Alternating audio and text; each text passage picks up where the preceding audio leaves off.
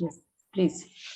Okay, ma'am. So, Jai Bhim and good evening to one and all. I warmly welcome you all here, participants in today's webinar. I am more than grateful to be here and warmly welcome you all participants to this wonderful and insightful weekly sessions, webinar sessions organized by Association for Social and Economic Equality Nagpur. Jai Bhim, I am Pawan Khadse, a social work student of Tata Institute of Social Science, Mumbai. Shall be walking you through this webinar. Before that, firstly, I would like to thank to our honorable chair of this webinar, Padamshree Professor Sukhadeo Thorat sir, former chairperson of UGC and ICSSR, New Delhi, and the president of ASEE, Association for Social and Economic Equality, Nagpur. We are organizing this 88th webinar with his continuous efforts and guidance. Essential topics and themes have added value to our knowledge and help us to understand the various perspectives.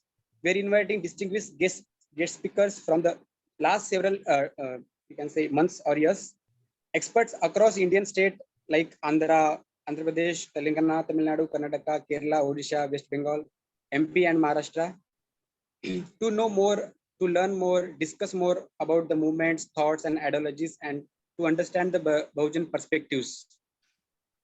I also welcome Dr. Nitin Tagde sir, Professor Economics, Savitribai Phule, Pune University. He will enlighten us on the background of land ownership in Maharashtra. Welcome, sir. On behalf of the association, I also welcome today.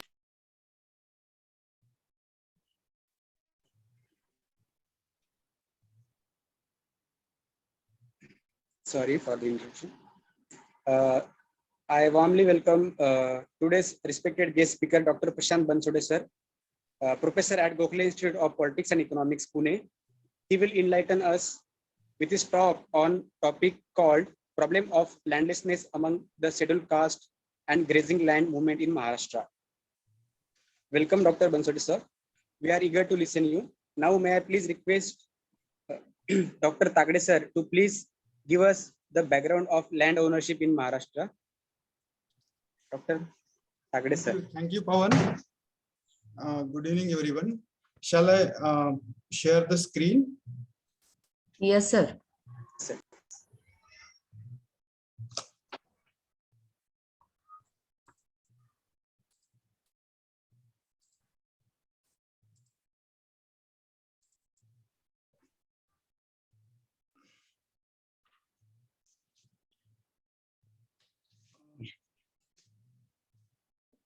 So I'm happy to make a presentation on land ownership in Maharashtra, which basically Professor Bansode is taking up this issue in a very detailed manner. However, I am here to talk about at aggregate level what is happening. Shall I speak in English or Marathi?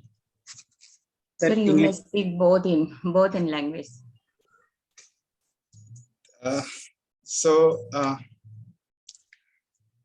महाराष्ट्राच्या जमिनीच्या particularly ग्रामीण भागामध्ये कशा प्रकारे जमिनींची ownership ही वेगवेगळी आहे किंवा कमी आहे याच्याबद्दलची माहिती आपल्याकडे अवेलेबल आहे. ती नॅशनल सॅम्पल सर्वे ऑर्गनायझेशन प्रोव्हाइड करते.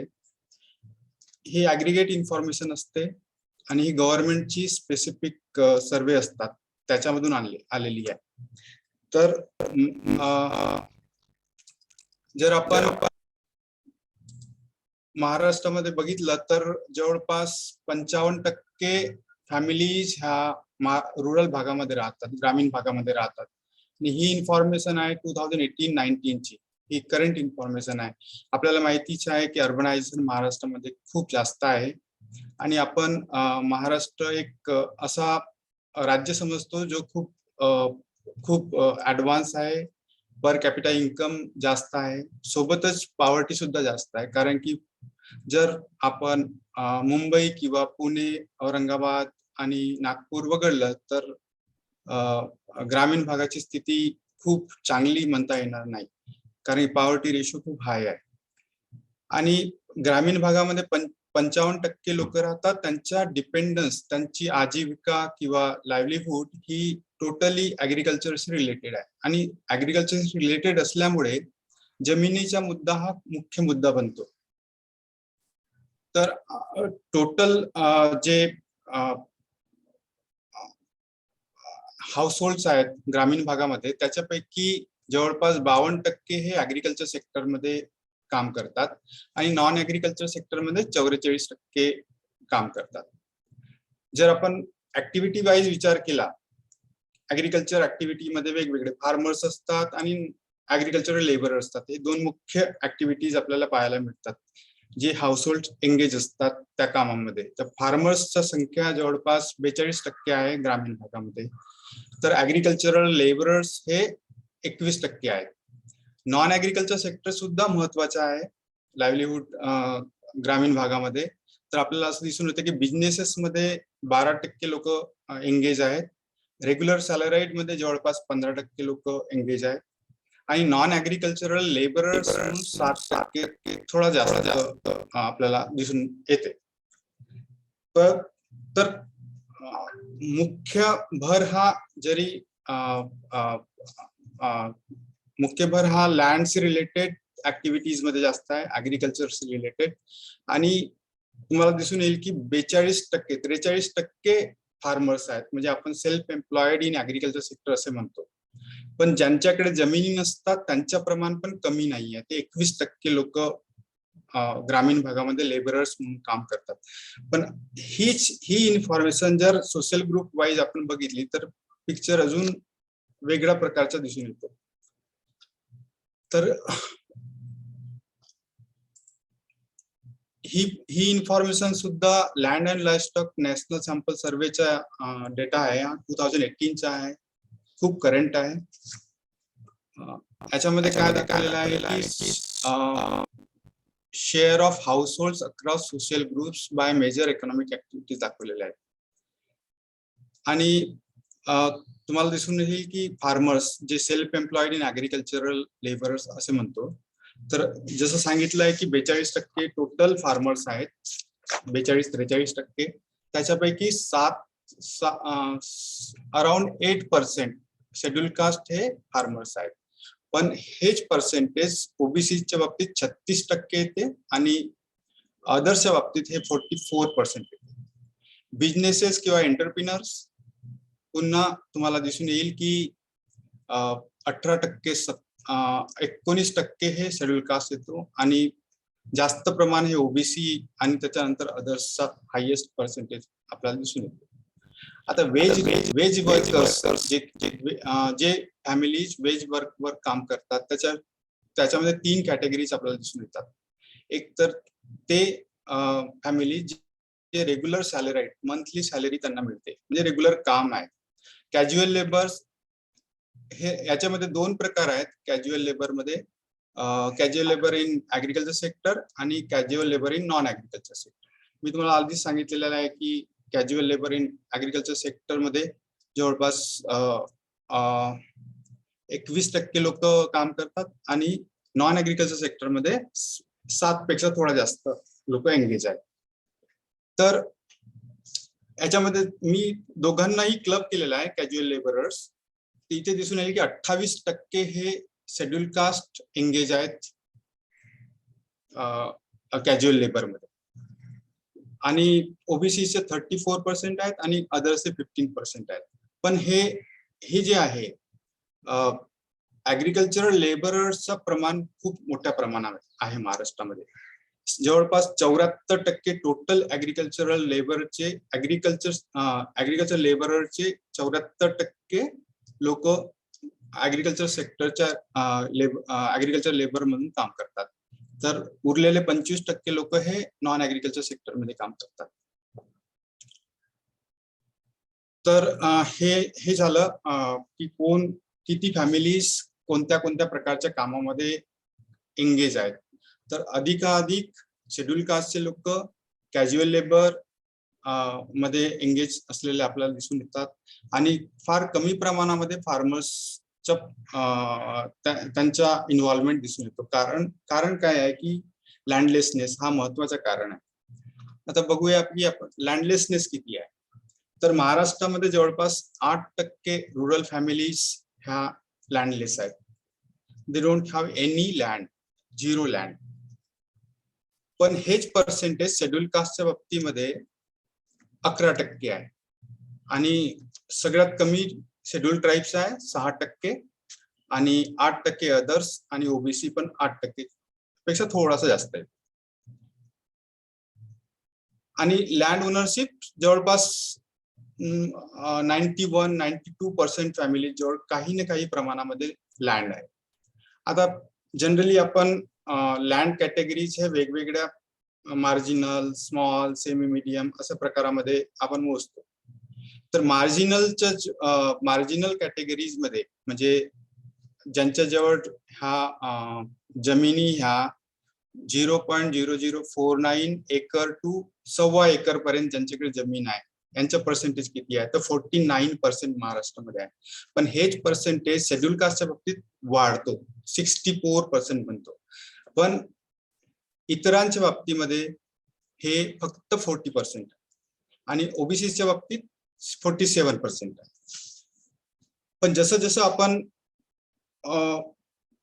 लँड ओनरशिप अधिकाधिक असणाऱ्या फॅमिलीचा विचार करतो तसं तसं आपल्याला असं दिसून येईल की पर्सेंटेज हा शेड्यूल कास्टचा कमी होत जातो आणि अदर्सचा वाढत जातो. आता बघा की लेस दॅन 1 एकर ते 2.47 एकर म्हणजे 1 हेक्टर पर्यंत जे फॅमिलीज आहेत त्याच्यामध्ये पण शेड्यूल कास्टचं खूप जास्त प्रमाण आहे. पण लेस दॅन 5 एकर मध्ये जेव्हा आपण बघतो तर शेड्यूल कास्टचा प्रमाण हा कमी होतो पण शेड्यूल ट्राईब्सचा वाढतोय. पुन्हा 5 एकर ते 10 एकरच्या कॅटेगरीमध्ये जेव्हा आपण बघतो किती फॅमिलीज आहेत तर असं दिसून येते की 13% अदर्स फॅमिलीज. अदर्स बेसिकली ते हायर कास्टचा कंपोनंट आहे जे शेड्यूल कास्ट नाही आहेत, शेड्यूल ट्राईब्स नाही आहेत आणि ओबीसीज नाही आहेत. ओबीसीच्या जवळपास 8% फॅमिलीज ह्या त्या कॅटेगरीमध्ये येतात. 8% ओबीसीज यांच्याकडे 5 ते 10 एकरच्या जमिनी आहेत. बट शेड्यूल कास्टच्या बाबतीमध्ये फक्त 3.6% households have 5 to 10 acre of land आणि जास्त 10 एकर पेक्षा जास्त जमीन असणारे फॅमिलीज फार कमी आहेत. फक्त 0.4% म्हणजे less than 1% schedule caste families have more than 10 एकर आणि अदर्सच्या बाबतीमध्ये 3.8, ओबीसीच्या बाबतीत 4% आणि शेड्यूल ट्राईबच्या बाबतीत 1.4%. तर जसं जसं आपण जास्त जमिनी असणाऱ्या फॅमिलीचा विचार केला तर शेड्यूल कास्ट आणि शेड्यूल ट्राईबचा पर्सेंटेज कमी होतो पण ओबीसी आणि अदर्सचा प्रमाण वाढत जातो. पण तेच कमी जमीन असणारा साईजचा विचार केला, फॅमिलीचा विचार केला तर शेड्यूल कास्ट आणि शेड्यूल ट्राईबचा पर्सेंटेज खूप जास्त आहे. आणि त्याच्यामुळेच आपल्याला असं दिसून येते की ऑन अन ॲव्हरेज महाराष्ट्रामध्ये किती जमिनी आहेत प्रत्येक फॅमिली जवळ ज्यांच्याकडे जमिनी आहेत तर 1.94 एकर जमीन आहे. एवढी एक जमीन आहे. पण हेच प्रमाण शेड्यूल कास्टच्या बाबतीत लेस दॅन 1 एकर आहे म्हणजे 0.84 एकर. पण अदर्सच्या बाबतीत 2.23 म्हणजे almost more than double than the schedule caste. Same ओबीसीच्या बाबतीत पण आहे आणि थोड्याफार प्रमाणामध्ये एसटीच्या पण तुम्हाला जास्त जमिनी त्यांच्याकडे ऑन अन ॲव्हरेज आढळते पण ते शेड्यूल कास्टच्या तुलनेमध्ये. तर आपल्याला काय दिसून येते की महाराष्ट्रामध्ये लँडलेसनेसचा जो प्रश्न आहे हा गंभीर आहे. शेड्यूल कास्टच्या बाबतीमध्ये खूप मोठ्या प्रमाणावर जवळपास लँड ओनरशिप 1.94 एकर आहे महाराष्ट्रामध्ये पण तीच शेड्यूल कास्टच्या बाबतीमध्ये 0.84 एकर आहे आणि 49% households are marginal land size holding families. But हेच प्रमाण 64% आहे शेड्यूल कास्ट व्यक्तीमध्ये. Less than 1 hectare to 2.47 acre 1 acre actually 1 acre 1 hectare किंवा 2.47 एकर हा जो प्रमाण आहे 64% आहे महाराष्ट्रामध्ये, पण हा प्रमाण शेड्यूल कास्टच्या बाबतीत खूप जास्त आहे 77%. सो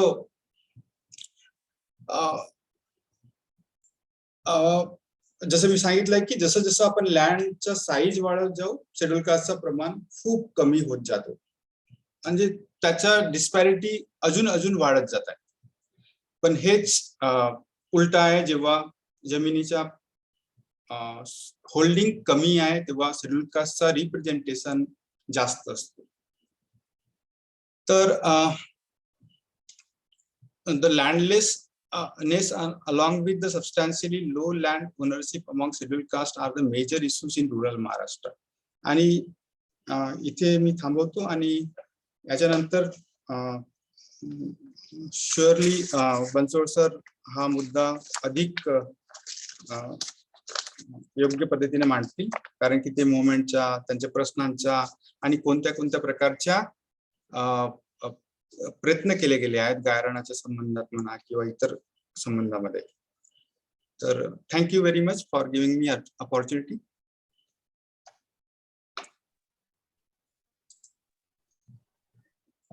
Thank you so much, Dr. Nitin Tagde sir, for your wonderful presentation. I mean, the statistics and data that you have presented that has given us the background of the land ownership in Maharashtra.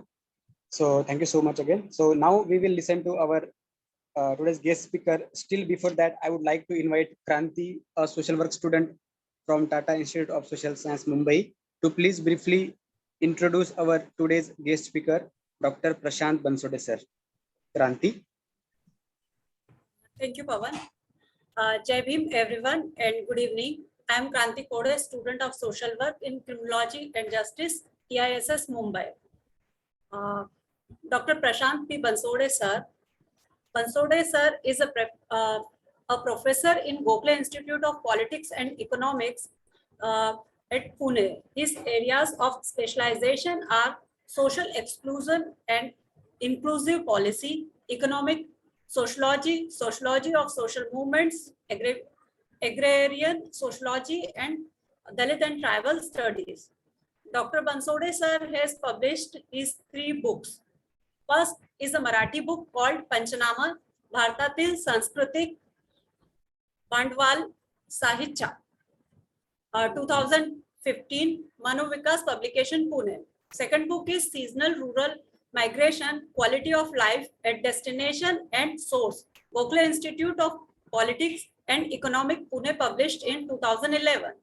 Third one is co-authored with PG Jogdane and NG Meshram, titled Globalization and Social Justice Perspective, Challenges and Praxis, published in 2008. He also has chapter contributed in edited books.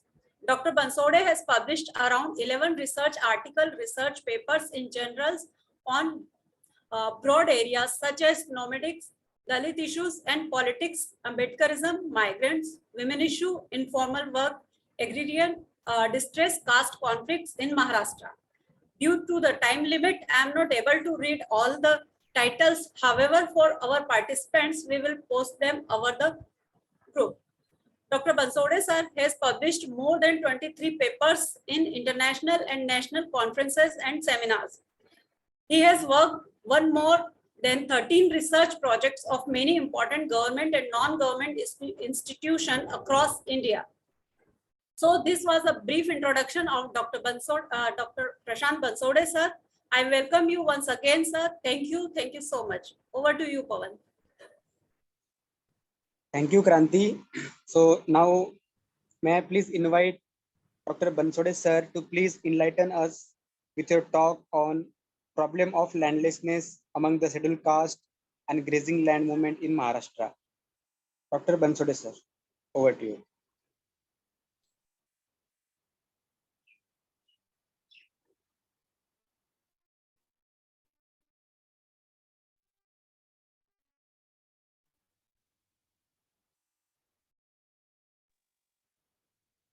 Hello. Hello, sir. Audible? Yes, sir, you are audible. Okay, so if I'm not audible and if the internet connection is not good, Okay. please Okay. tell me. I can, join from another network as well. I have Yes, another sir. network as well. Sure, sir, sure. Okay, so in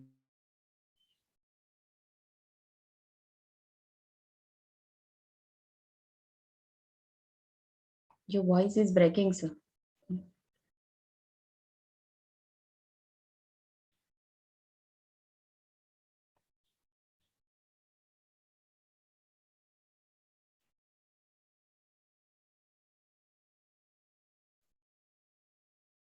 पवन सरांचा video stop झालाय का?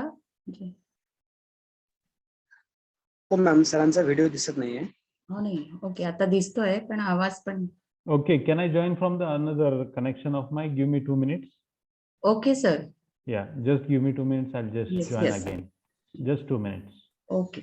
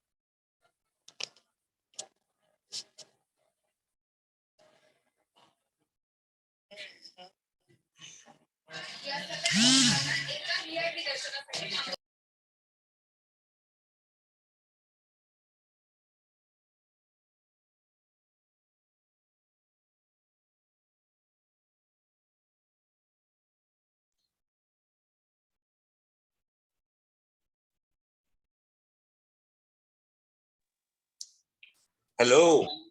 Hello, I can't hear. Nothing is there. Nothing audible. No sir. person is in. Please. Sir, guest have facing some technical issue. He will join within 2 minutes. Please wait, sir. Okay. Thank you. Thank for inviting.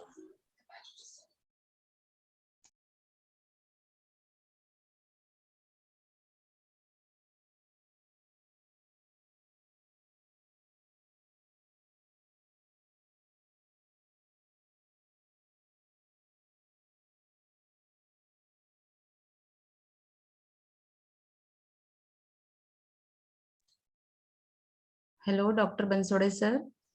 Are you joined?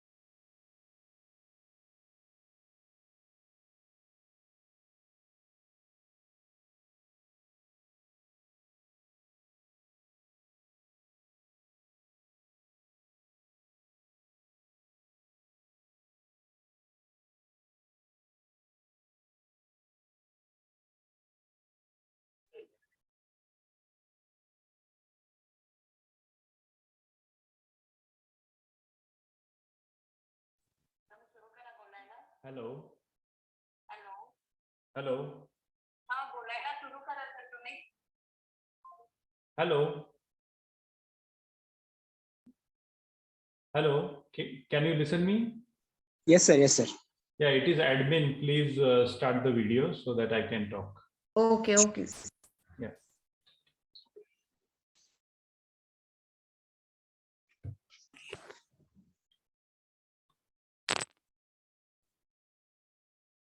Please start video, sir, now. No, yes, sir.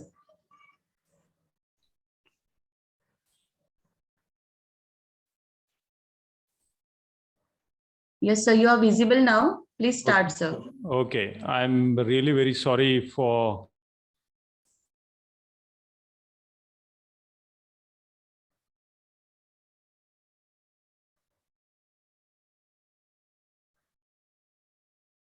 Your voice is breaking, sir, not coming clearly.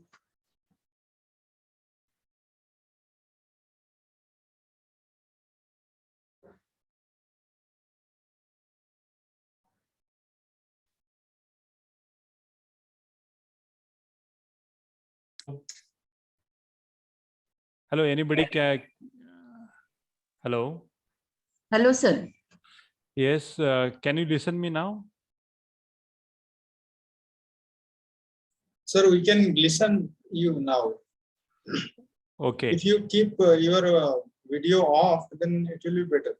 Okay, then I'll put my video off so that okay, just a minute.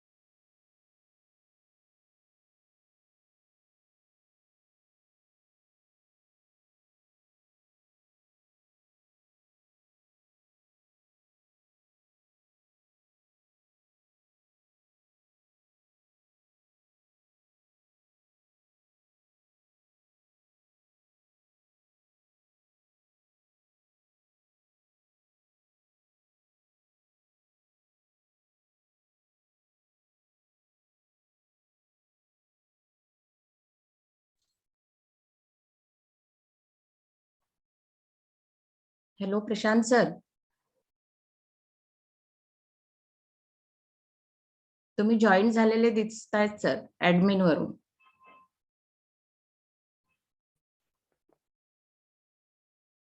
Sir व्हिडिओमुळे त्रास होत असेल तर video बंद असू द्या, तसंच बोला sir. हो, मी व्हिडिओ बंद केलाय. आता येतोय का आवाज माझा? हो, आवाज येतोय सर, क्लिअरली येतोय. बोला sir. Okay, sir. So I'll stop my video. I mean, it's already stopped. So I can speak. All of you can hear me now, I guess. Yes, yes sir, clearly here. Yes. So first of all, I would like to thank you, Professor Sukhadeo Thorat, for giving me this opportunity to speak on a very important issue, that is problem of landless among the scheduled caste and grazing land movement in Maharashtra. Actually, I have worked on this movement, and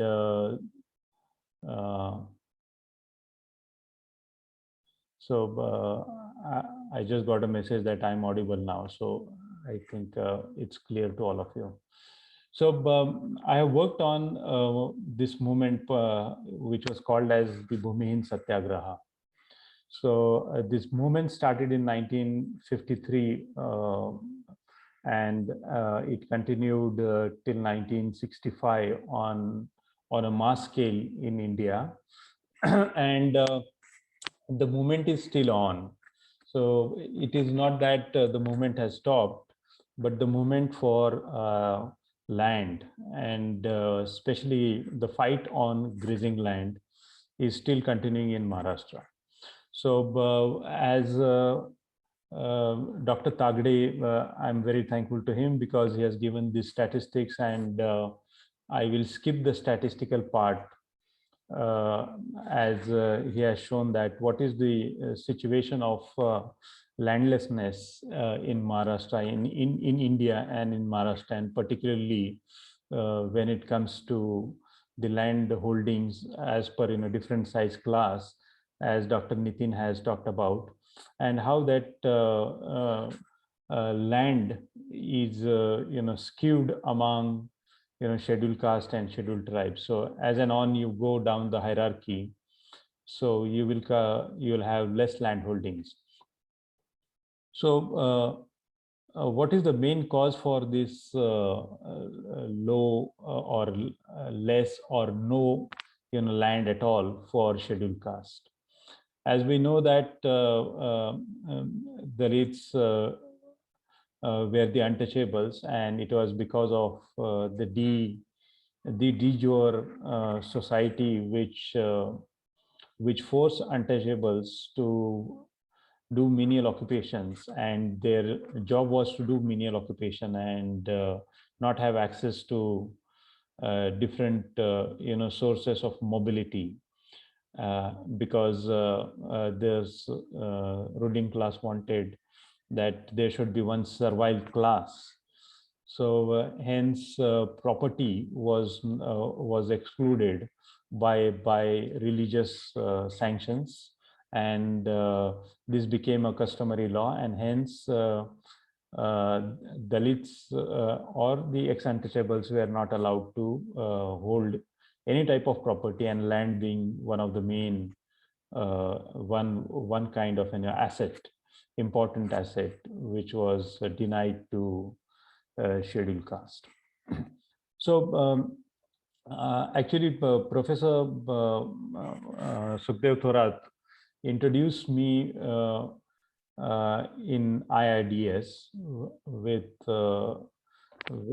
a movement leader, popularly known as Jiza, which we all know as Eknath Awad, and he's the one who has fought for the Gairan land and Dalits in Marathwada, and especially in Beed and Mazalgaon areas. And I took my students to these trips of Mazalgaon and nearby, that what kind of work Jiza has done. So it is Thorat sir that he introduced me, and since then I am being was in touch with him and associated with him, and while studying this and while writing on this movement, I got a help from him and to understand the issue of landless Dalits in Maharashtra. So Jiza used to say in Marathi with his very strong voice, very assertive voice, very powerful voice. And he used to say to people that hoy मला पण शेतकरी व्हायचंय. So this kind of a statement is actually an inspiring statement from the Dalit movement and from Ambedkar's assertion of Dalits and the Dalit movement and the radical transformation which Ambedkar initiated in his movement. So it is very difficult to imagine Dalit as a cultivator, but this dream, Dalit as a cultivator, that because Dalits were being excluded from the access to property and land being one of it, so one cannot imagine that Dalit can become a cultivator. But if you see the history of Dalit movement and particularly Dr. Ambedkar's initiatives. So Dr. Ambedkar's initiative started with the Maharwatan Abolition Bill and Act, which he presented in the colonial time, and the Khoti Abolition Act, which he presented in the Bombay Presidency when he was a member of the Bombay Legislative Assembly. So we know that these two things were movement, and it took form of movement, and also they came as a bill. And Maharwatan actually was abolished in 1950, early 1950s, and also Khoti abolition took place long back earlier with Zamindari Abolition Act. So Maharwatan, the idea of Dalit to become a cultivator is actually a very idea which is rooted in Ambedkar's movement. So with the abolition of Maharwatan Watans, what Ambedkar was doing is that he was abolishing, or he was calling people to give up the begging or the menial jobs which are associated with this having this Maharwatan land. So what he was saying that you either assert this land, pay penalty, and then make this land on your name. That was the movement which he started. So he then this movement was actually called as to do this Maharwatan as Khalsa land, to transfer this land in the name of individual Mahars, those who had this land. So the kind of statistics which is presented, and I also have that statistics today also. The average size of the scheduled caste labor household is 0.88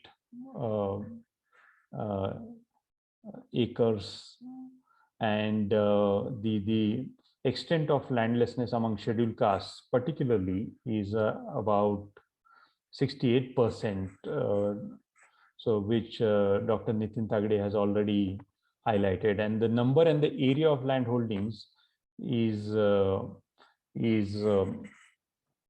very less, and it is even more lesser and more bad than the scheduled tribes.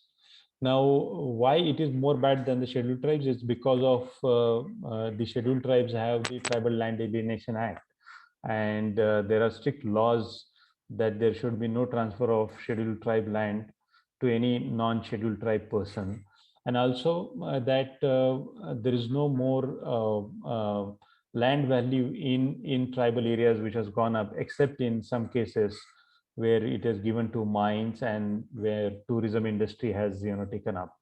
So there only you will have the prices of land of scheduled tribes which has gone high, and there also you find encroachment from non-tribals in these lands. So the fight over land by Dr. Ambedkar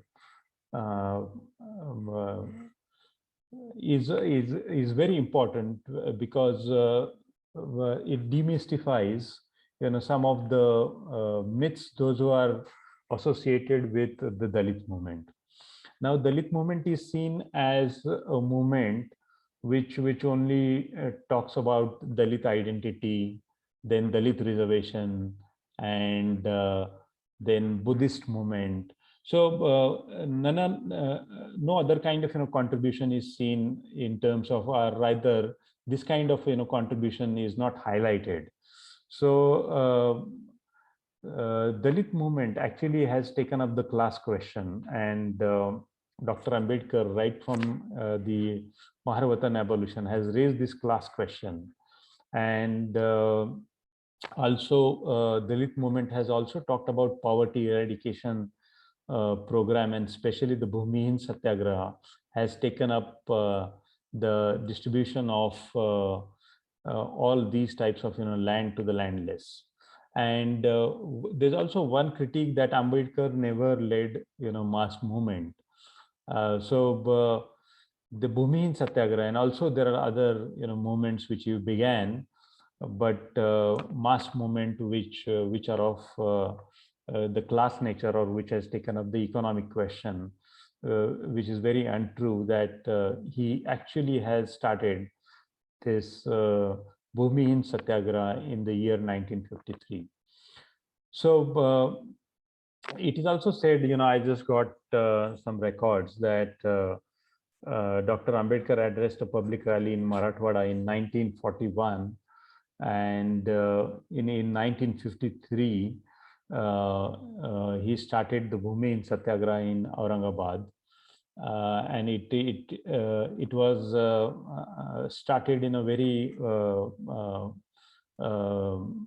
dramatic fashion, in a sense that we all know that in 1950s Dr. Ambedkar had initiated the religious conversion movement, that is conversion to Buddhism movement, and he was taking rounds in Aurangabad, and he has started building Milind College, which all of us know. And while these meetings were taking place, so there was a gathering from Aurangabad, and many rural leaders, those who were part of Ambedkar's movement, requested Dr. Ambedkar that the poverty amongst Dalits is very grave, and one needs to do something about this poverty. So then Dr. Ambedkar called the Tahsildar there and said that how much of land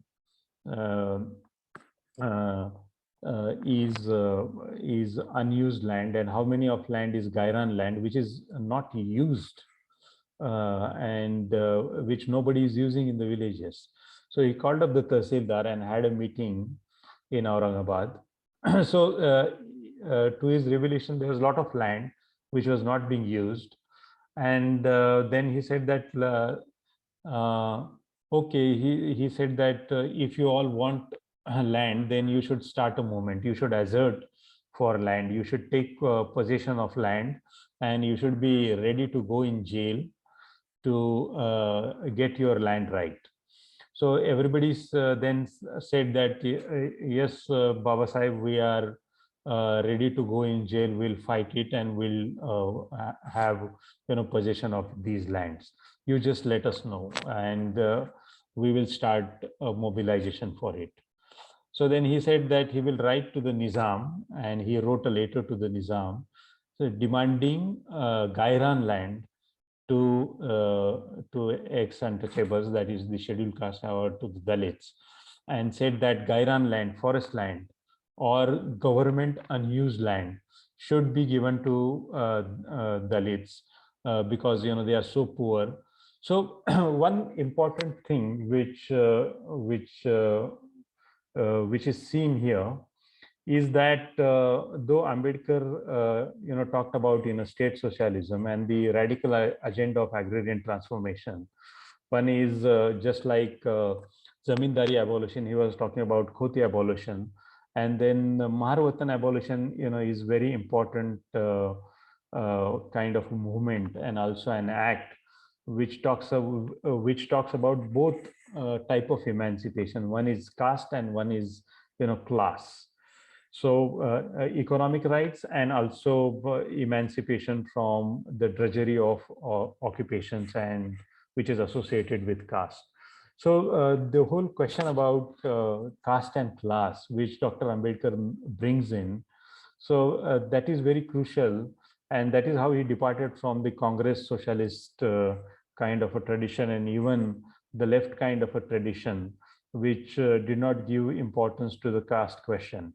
So Ambedkar's agenda of agrarian transformation, of state socialism, and then Maharwatan abolition and khoti abolition is completely different, and therefore he said that he got an experience in Maharwatan and Khoti Abolition Act that no peasant community would like radical agrarian transformation, because they would lose Dalits as the laborers, and hence all the land reforms, we find that they are being stifled, they are being not at all implemented the way it were designed. And we have all evidences, we have all literature review on it, that how very marginal and very paltry kind of land was distributed in the first two phases of land reforms, that is the Land Zamindari Abolition Act and the Land Sealing Act as such in the 1960s and 70s. So Ambedkar's agenda of agrarian transformation is based on rather on self-esteem. So he was saying that we do not want land from anybody else, like zamindar. It was zamindar as a class which was displaced, was supposed to be displaced, and the land was given to the tenants or the peasants. So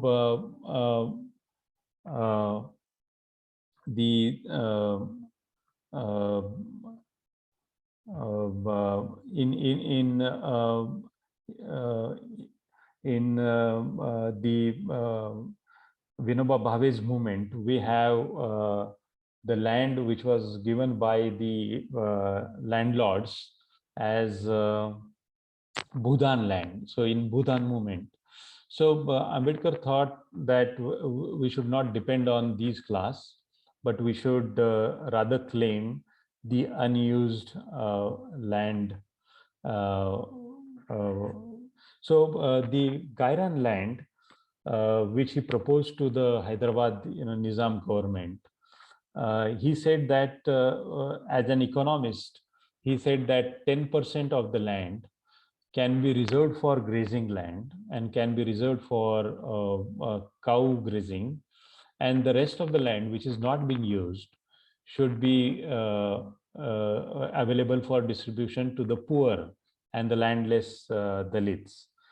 So that is the proposal. So he is not against the cow grazing pastures as such, but he was concerned with the poor Dalits, those who were under poverty and extreme poverty. So the 1953 he raised this movement, and this movement he called upon Dada Saheb Gaikwad to lead this movement, and he organized all of the local level leaders, and then a radical movement uh, of land grab. It is a forceful land grab movement. It started in Marathwada, whole of Marathwada, Nagar, and part of Bidar areas. So 1953 to 54 was the first phase, and it went along for 2 to 3 months in all these parts of Marathwada, and different issues of untouchability and land were taken up in these struggles. There's a lot of police atrocities against Dalits and the organized Dalit movement under Bhumi Satyagraha in 1953. And it is after 2-3 months and a continuous struggle for it actually led for passing of some laws in favor of Dalits, and some of the Dalits who were part of this movement actually had got land in 1953 and 1960s in parts of Marathwada. So this after that we know that the movement is in 1956 and 1957, the Dadasaheb Gaikwad took charge of the movement, and he became the national leader then and took charge. So in 1956 and 1958 and 59, the Bhumi Hind Satyagraha took up a lot of issues and covered a lot of areas in Bombay Presidency. And you have Karnataka, that is Bidar, and then other parts where the All India Scheduled Caste Federation was existing. The movement has started up in those areas. So the main demand was for different types of wasteland, unused land, then Gairan land, and the forest land. So then in 1956, post 1956, after Dr. Ambedkar passed away, we had 8 to 9 MPs which are representing in the parliament, and there are 24 or 25 MLAs in Maharashtra level at that time. So all of these, those were in representing in assembly and the parliament, took up this movement. So in 1964 and 65, there was a national level movement of Bhumi Hind Satyagraha, and whole of India was transformed into this movement. So you have in UP, you have in Rajasthan, you have in MP, you have in Punjab. So all over, wherever there was a spread of Scheduled Caste Federation, in Andhra Pradesh also, in Tamil Nadu also, of course in Karnataka also, because you have 2 MPs from Karnataka, which represented in 1956-57. So interestingly, in Punjab, the demand which was made by the Republican Party in 1964 was that the land of the Muslims, those who went to Pakistan, the Dalit movement there demanded the evacuee land. This was called as the evacuee land. So the Dalit movement never dependent on the state or the landlords or they under the Zamindari Abolition Act, but it rather asserted for the unused government land, and which is cultivable, bit cultivable. So this was a poverty eradication kind of a program. But as I've said, that Ambedkar has the radical agenda of agrarian transformation, and he was aligning with different radical parties, and also having discussions with them on the whole issue of agrarian transformation. But this movement was bit supported by the left and the socialist groups all over in Maharashtra, because the Dalit movement, the RPI, the Scheduled Caste Federation and the RPI actually was part of the Samyukta Maharashtra movement.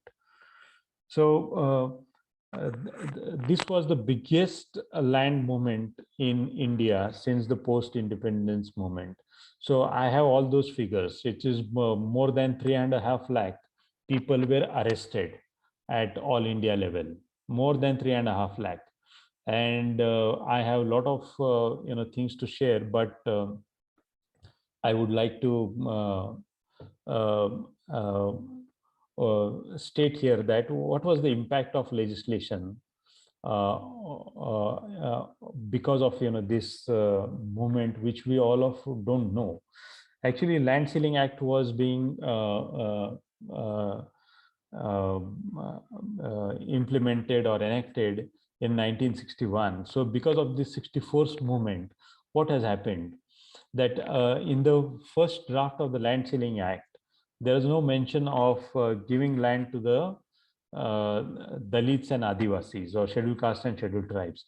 It is because of this movement, which took up in 1964 and 65, the government then has to say that this was the first phase of land reforms talks about tenancy reforms and tenant rights, that is land to the tiller. Then this special slogan was land to the landless. But the Dalit movement said that indeed it is land to the landless, but what about Dalits and Adivasis? So it is because of this movement and Dada Saheb Ambedkar, Dada Saheb Gaikwad, who was the leader at national level then, and also the members of parliament forced it, and it is because of that 50% of the surplus land which is need to be distributed, the priority in distribution should be given to Dalits and the Adivasis. That means minimum 50% of the land which comes under this should be given to the Dalits and Adivasis.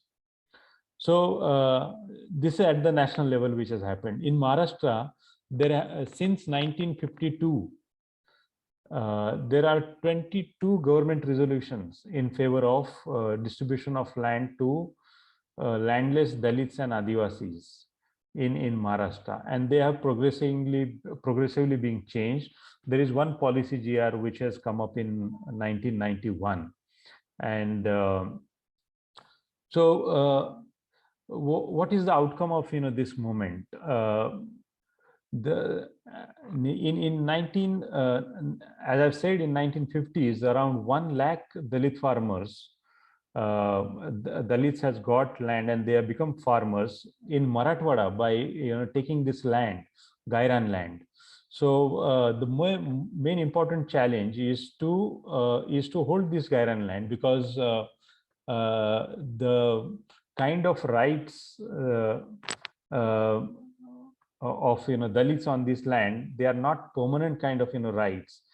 The land is of government, but it is being given to Dalits for tilling. So the insecure type of rights make them vulnerable, and therefore atrocities are committed against these Dalits in Marathwada, and therefore that is why I say that the movement is still on. And this movement was at its peaks with Prakash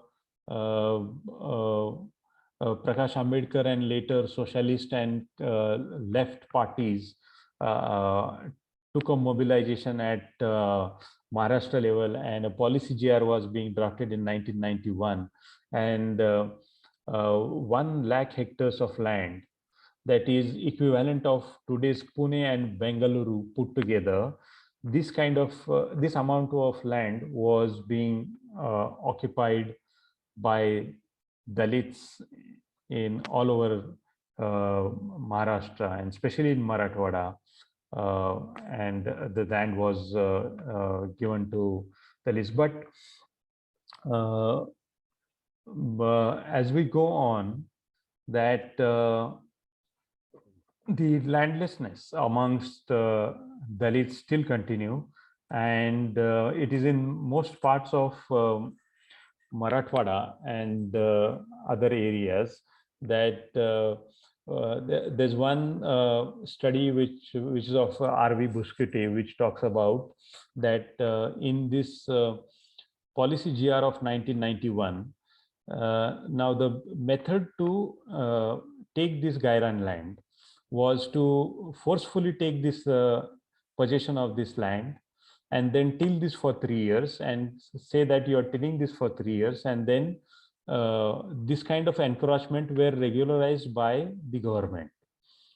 So these kind of encroachments which were noted in this GR were actually much less of the Dalits and the Adivasis.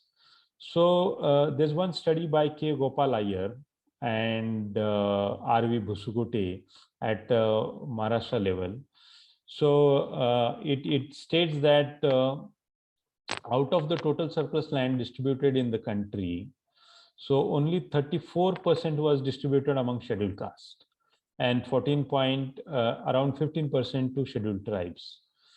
So you see that even after legislation which talks about 50% of the land should be given to the landless Dalits and Adivasis. So scheduled caste is 34% and for scheduled tribes it is 15%. So their share also in terms of acreage was very much less. So K. Gopal Iyer, as I've said, that he has done the study of Maharashtra, and most of the land that is government land, whether it is Gairan land or forest land, his study says that most of the land is being encroached by not the scheduled caste and the scheduled tribes communities, but it is encroached by the OBC and the dominant Maratha caste in most of the regions. And the norms of distribution, that is, as I've said, 50% of land which is to be given to Dalits and Adivasis, these principles were violated, and they were violated to the extent that more than 80 to 90% of land was given to non-Dalits and non-Adivasis. It is his study and it is his authentic study, K. Gopal Iyer's, in 2002. So actually then what has happened, K. Gopal Iyer says that the allottees of the scheduled caste were not in physical possession of the land. So therefore we see that most of the movement in Marathwada and in other parts of Maharashtra and Karnataka and also in other parts at all India level, we see that though these land possessions on paper which is given, but actually the land was in the physical possession of non-Dalits, that is the upper caste and the dominant communities in different areas.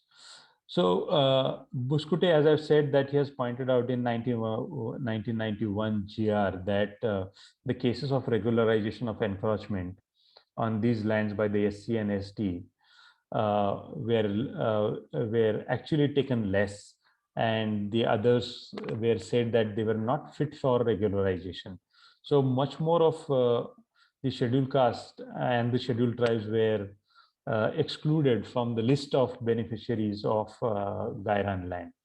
So I was part of a conference which was organized in 2005 by Shantaram Pandare in Aurangabad, where he has called up on all the leaders from different parts of Marathwada and also from Karnataka and also from Andhra, and especially those who were tilling this grazing, common grazing land or the other government land which was given to the Dalits.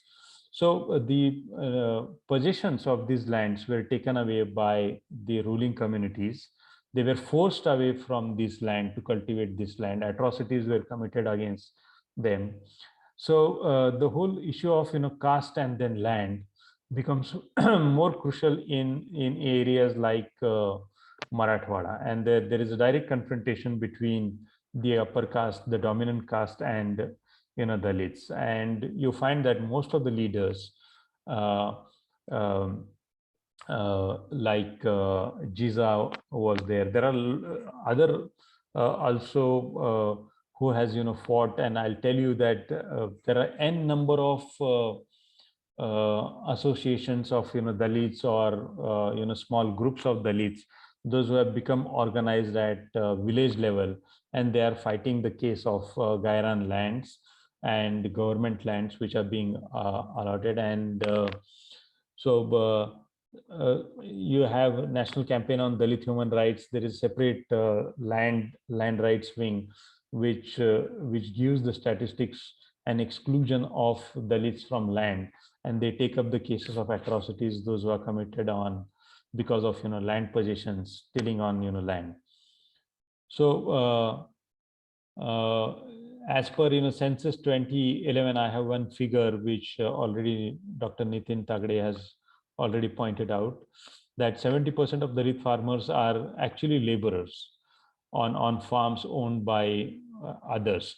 That means he has talked about category called as landless laborers. Okay, so those who have 0.5 acres to 1 acre. So they don't till these lands because they have very small piece of land and may not be cultivable. So you find that though they have these pieces of land, but their main income comes from laboring. So they have to do laboring outside. So again, the whole question about survival and poverty surrounds around Dalits in different parts of Maharashtra. So though we have government resolutions which are in favor of Dalits. So there is a land conflict watch, a network of researchers that maps and collect data on land conflicts in India. So they have figures and they have data on or at an all India level that and they are also said that this occupying of government land, this movement has spread to all parts of India. As I have said that the 1964 movement of Bhumi Satyagraha under the leadership of Dada Saheb Gaikwad took up at national level because Republican Party was there at an all India level. So also now you find that Dalits are organized and claiming land rights. So in 2019, we also find that there was a movement for Gairan land, and around 11,000 Dalit families in Maharashtra were demanding 64,519 square kilometer from area of Marathwada were claiming the land rights, and this is an documented kind of a figure.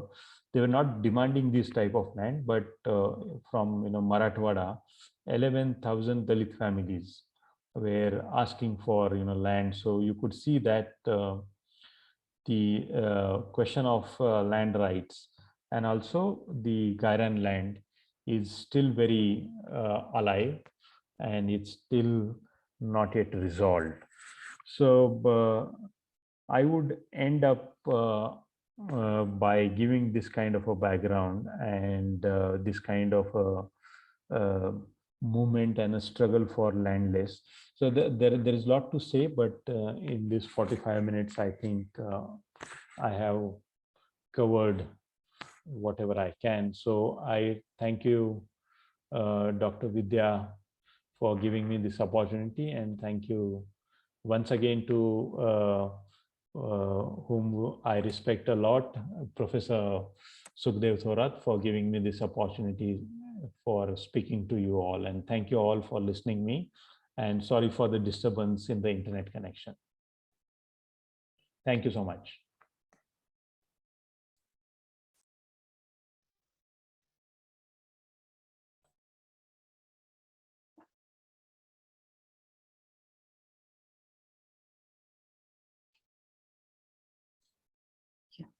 Thank you, sir.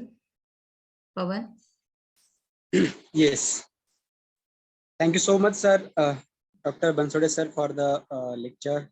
The talk was very insightful and very new for us. I mean, that has unpacked very lots of facts for us. So thank you so much.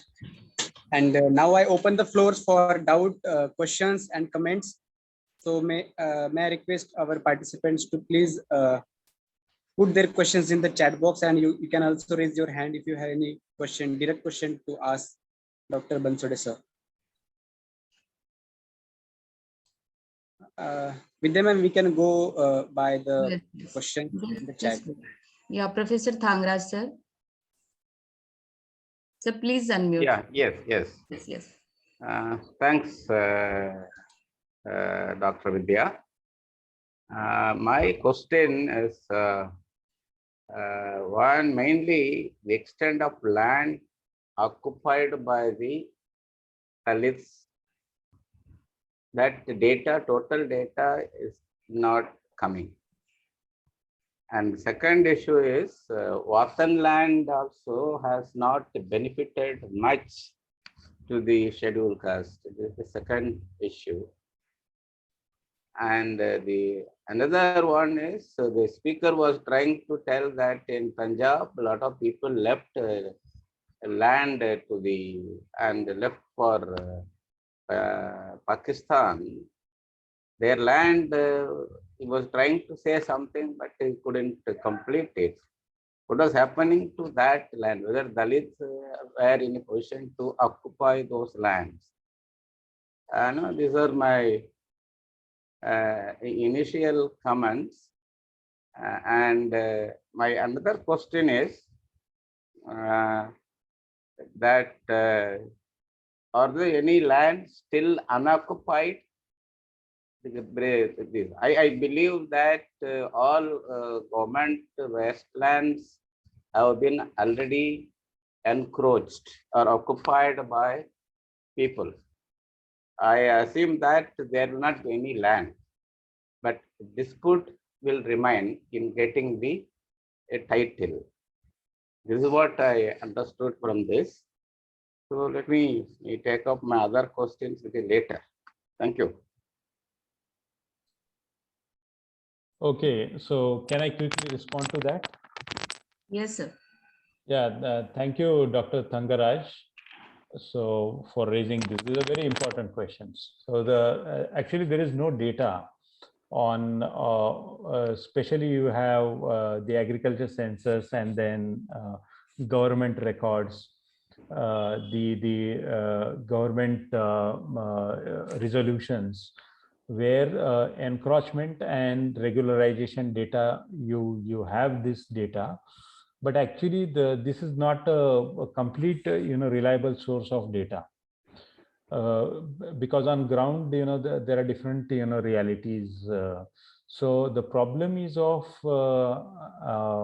having an authentic data on whether the wasteland, the Gairan land, and the forest land, which is given by the government to Dalits and Adivasis, where a separate survey by government agencies or any third-party agencies is needed for actually documenting the physical possession of Dalits and Adivasi lands, because encroachments are more and the non-physical possession is more. As I've said, there is only one research which is done by K. Gopal Iyer and R.V. Buskute, and that you have in Ugandar series, Land Reforms, in India, the western region which they have covered. So that is one authentic source.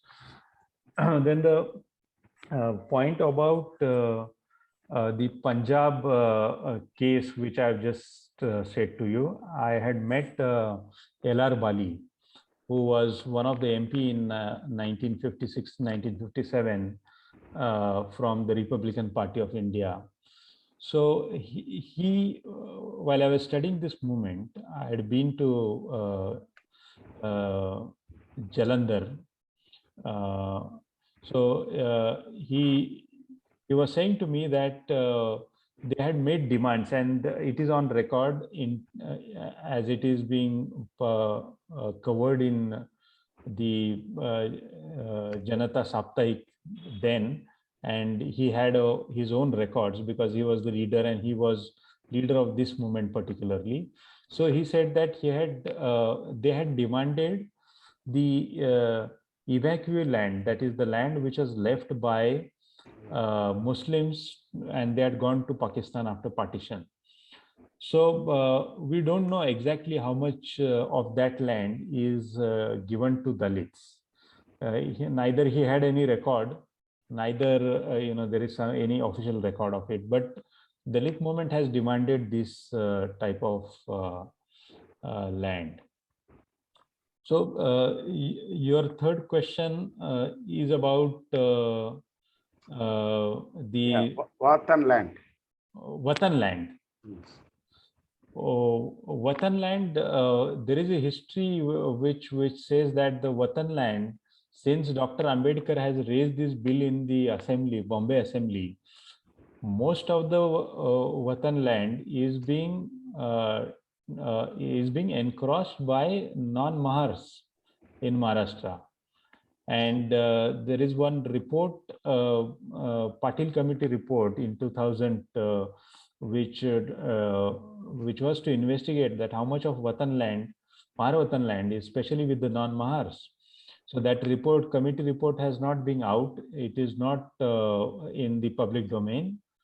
But the most of the Dalit leaders in Maharashtra claim that the MIDCs, then the sugar factories, and most of the government land is actually the Mahar Watan land, which the Mahars did not have any ways in which they can prove that it is their land, and they were being encroached. And as we know that the provisions in the bill by the select committee introduced two important changes, that the in some cases the land should be transferred to the non-Mahars, and which Dr. Ambedkar then has opposed, but this was passed in 1952, as you know, and therefore most of the Mahar Watan land are with the non-Mahars, and either with the government or with the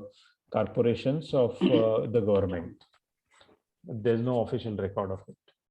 There is one more you have not answered, that the extent of land unused. I had taken up that data also, and as you are rightly said, that there is no government land left now. So there is only contestation now between the Dalits and the upper caste, because most of the land is being encroached not by Dalits, but it is by dominant communities, by OBCs and the dominant communities. So now the challenge is that. Thank you. Yeah. Thank you, sir. Thank you, Professor Thangraj, sir. Now, question from Sunil Sukhadeo, sir. Sir, please ask. Unmute yourself. ऐकायला येत आहे madam? हो, ऐकायला येतं, sir. हो, येतं. मी मराठीतून बोललेलं चालेल? ऍक्च्युली मी मराठीतच बोलणार होतो, पण माझं ते नेट कनेक्शन झाल्यामुळे नाही. बरोबर, कारण हा जो प्रश्न आहे हा त्या लँडलेस लोकांचा आहे, ज्यांना बिलकुलच इंग्रजी समजत नाही. बरोबर. आपण सुशिक्षित लोक त्यांच्यासाठी काम करणार आहोत, आहे की नाही? हो. तर मला हाय म्हणायचं आहे की तुमच्या सगळ्या कम्प्लीट स्पीच मध्ये दादासाहेब गायकवाड स्वाभिमानी स्वावलंबन योजना बद्दल काहीच आलेलं नाही. ते गव्हर्नमेंट ऑफ महाराष्ट्रानं 2002 ते 2005 पर्यंत हा प्रोग्राम राबवण्याचं ठरवलं.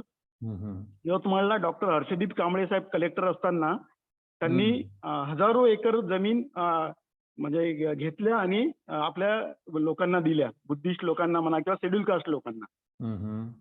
तर आता अलीकडच्या काळामध्ये ती जी स्कीम आहे तर त्याचं इम्प्लिमेंटेशन गव्हर्नमेंटच्या लेवलवर होत नाही. ती स्कीम अशी आहे की जे लोक जमीन विकतात त्यांच्याकडून आपल्या लोकांनी ती जमीन त्याचा सौदा करायचा त्यांनी आणि ती जमीन मग त्याला मिळेल. तर 3 एकर ओलिताची जमीन किंवा 5 एकर कोरडवाहू जमीन.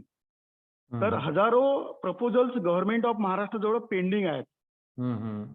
तर त्याच्यासाठी आपल्याला स्पेशल प्रेशर ग्रुप तयार करावा लागेल. ज्या जमिनी आपल्याला मिळूनच नाही राहिल्या त्याच्याबद्दल आपण लढा उभारायचा तर उभारू, पण ह्या ज्या गोष्टी ज्या इम्प्लिमेंट झालेल्या होत्या तर ही जी IS लॉबी आहे हर्षदीप कांबळे साहेबांसारखी, तर यांना त्याचं पूर्ण डिटेल माहित आहे आणि ते इतकं सोपं होतं खरं म्हणजे की त्यावेळेस हजारो एकर जमिनी मिळाल्या आपल्या लोकांना, लँडलेस लोकांना. तर सोबतच आणखी काय झालं की गव्हर्नमेंट पातळीवर काय होते की ज्या E क्लास आणि C क्लास ज्या फॉरेस्ट जमिनी आहेत तर त्या मोठ्या प्रमाणात सोशल फॉरेस्टला देण्यात आल्या, हजारो लाखो एकर जमीन.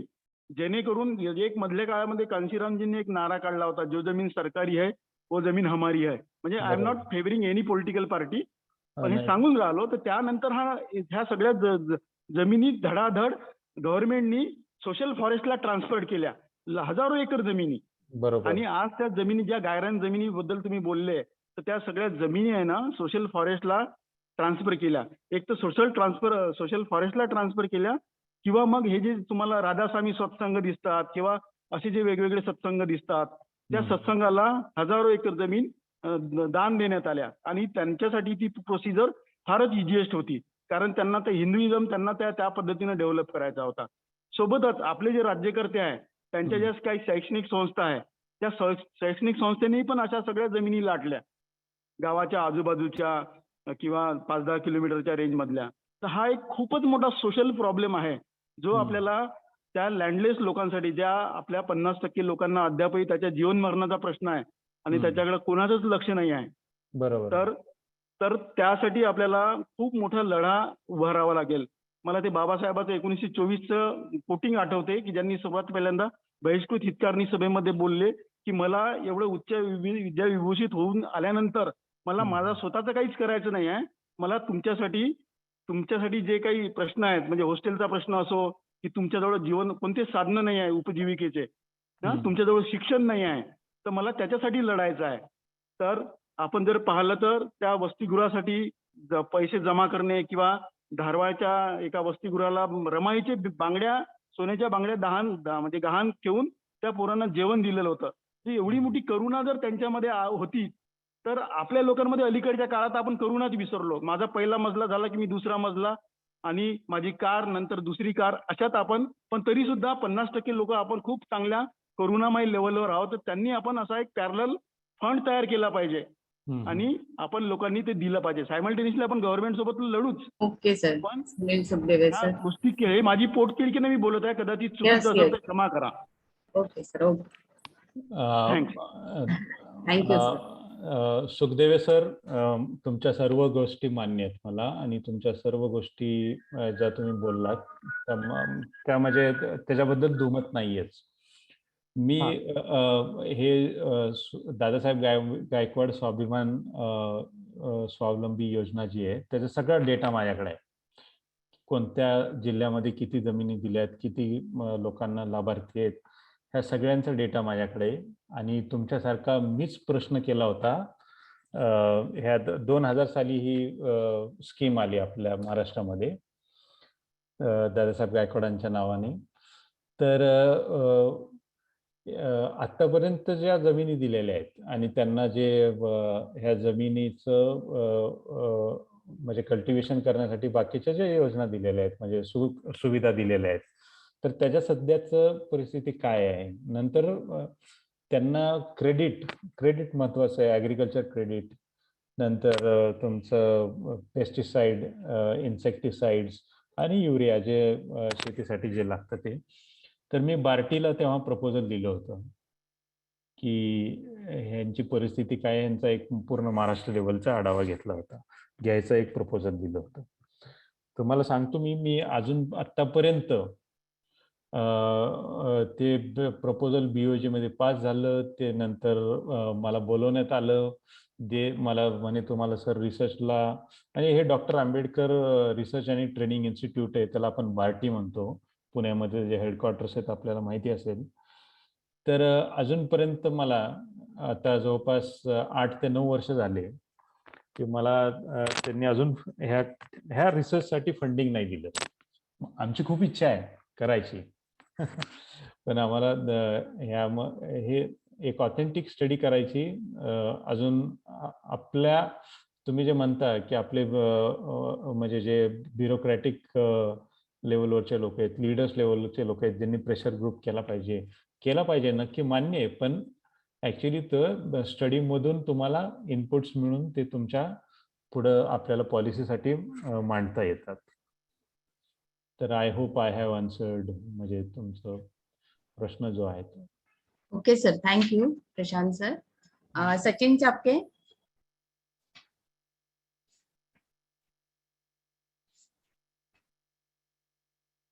Sachin.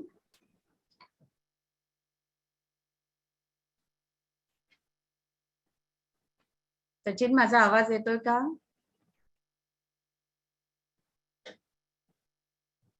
Maybe we can take another question. Yes.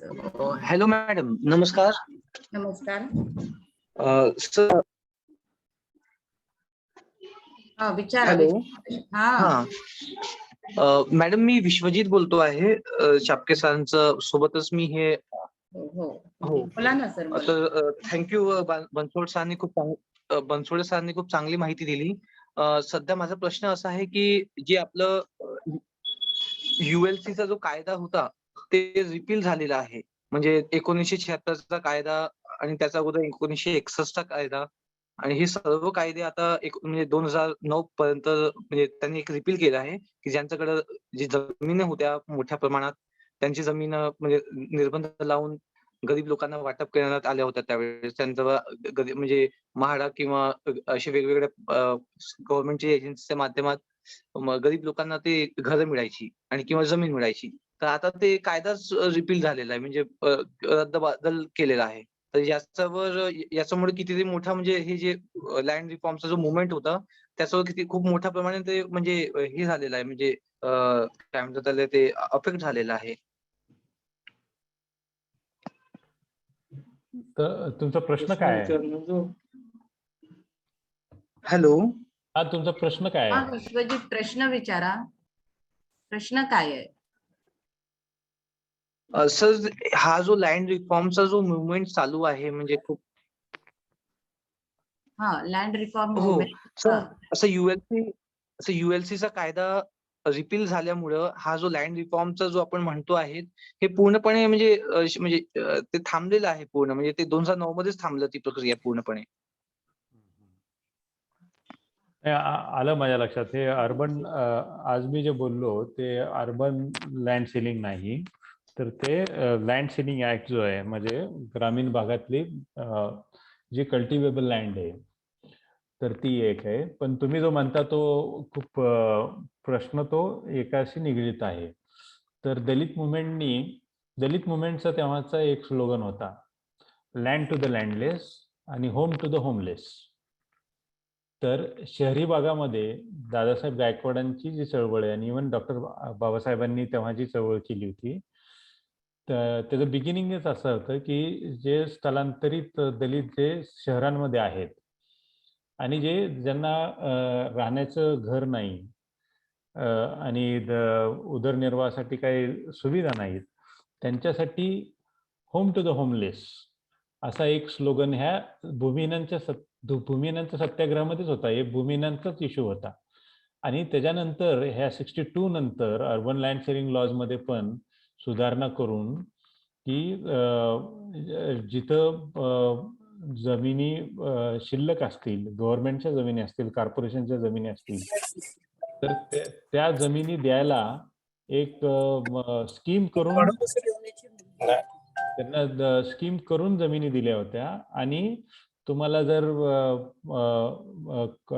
तिथं भरपूर अशा स्कीम्स आहेत तेव्हा दलित चळवळीने, रिपब्लिकन पक्षाने आणि नंतर इव्हन दलित पॅन्थर मुवमेंटनी हा शहरांमध्ये हा खूप मोठा प्रश्न हातात घेऊन बऱ्याचशा कॉलनीज या पुण्या मुंबईमध्ये आपल्याला दिसून येतील. पुण्याची आंबेडकर कॉलनी जी आहे तर ती गव्हर्नमेंटकडनं दलितांना मिळालेली जागावरती दलितांनी सगळे बांधलेली जी घरे आहेत ही त्या स्कीम मधूनच आलेली आहेत ती. तर नंतर वेगवेगळ्या योजना ह्या शहरामध्ये पण आतापर्यंत आलेल्या आहेत. तुम्ही जे म्हणता ते अर्बन लँड सेलिंग मध्ये आता जमिनी देणं बंद केल्या आहेत, पण बाकीच्या आता तुम्हाला घरांमध्ये पण जेव्हा गव्हर्नमेंटची घरं निघतात तेव्हा म्हाडामध्ये तुम्हाला रिझर्वेशन आहे 15%. आणि इव्हन बाकीच्याही ह्याच्यामध्ये सोशल हाऊसिंग मध्ये एक दलितांना आणि इव्हन आदिवासींना त्याचा प्रपोर्शनेट पर्सेंटेज असल्याशिवाय तो प्लॅनच पास होत नाही त्यांचा.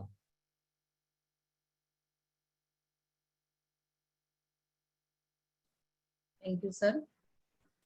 Thank you Vishwajeet. Sir doctor Trilok Hazare sir.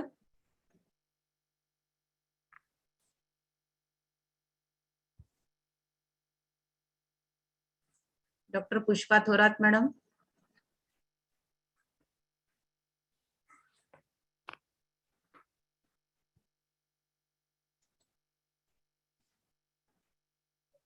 T.S.. More sir.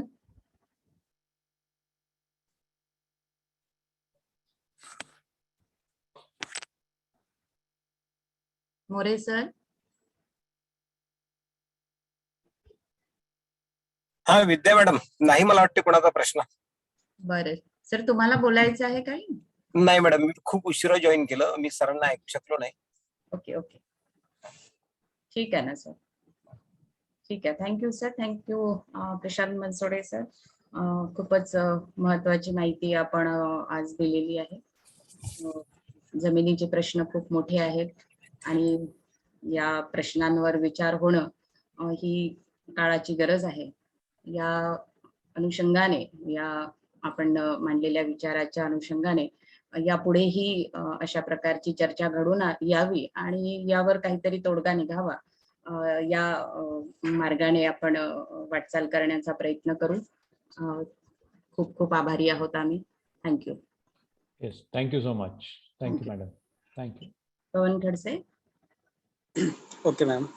So now after the talk and question answer session, so may I social work student of Tata Institute of Social Science to please present vote of thanks for today's webinar. Deepali. Yes. Hello. Am I audible? Yes, Deepali. Jai Bhim to one and all. I am Deepali, the student of social work, CISS Mumbai, presenting vote of thanks. I hope you all enjoyed the session organized by Association of Social and Economic Equality, a webinar on the topic Problem of Landlessness among the Scheduled Caste and Grazing Land Movement in Maharashtra. I would like to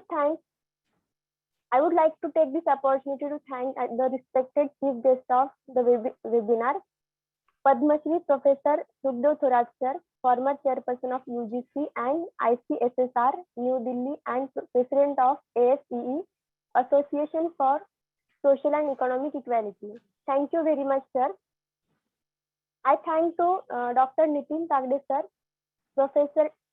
Professor Department of Economics, Savitribai Phule University, for giving us the background of land ownership in Maharashtra.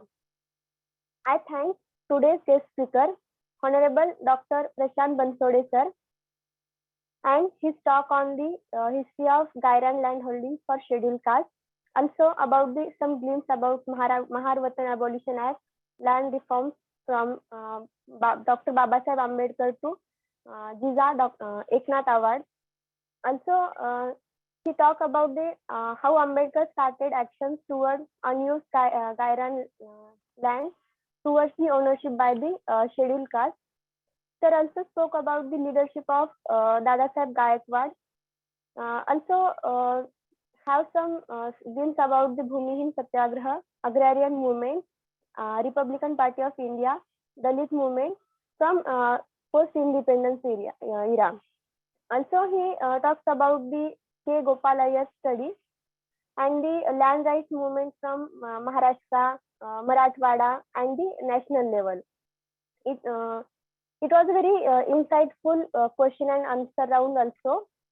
There are some insights from question and answer round itself.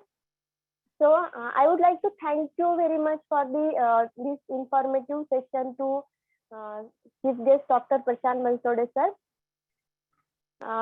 His talk on the problem of landlessness among the scheduled caste and the grazing land movement in Maharashtra. It was a really very insightful session. Thank you so much, Dr. Bansode sir, for answering this question and raised by the participants. On behalf of the association, I thank today's guest speaker, Dr. Bansode, for insightful session, informative and excellent talk. I also thank to Dr. Trilok Hajare sir, Dr. Gautam Kamble, Professor Vidya, and many more members of the association who have contributed to making this beautiful session event successful. I would like to thank all the participants and members for their presence, enthusiastic participation, and for their questions for making this session more engaging. Thank you so much for their cooperation and making this session successful. Thank you and Jai Bhim. Thank you and Jai Bhim to all of you. Thank you. Thank you, Dr. Prashant sir. Thank you. Thank you so much. Thank you so much. Thank you, Pawan. Thank you Thank you, all. ma'am. Thank you.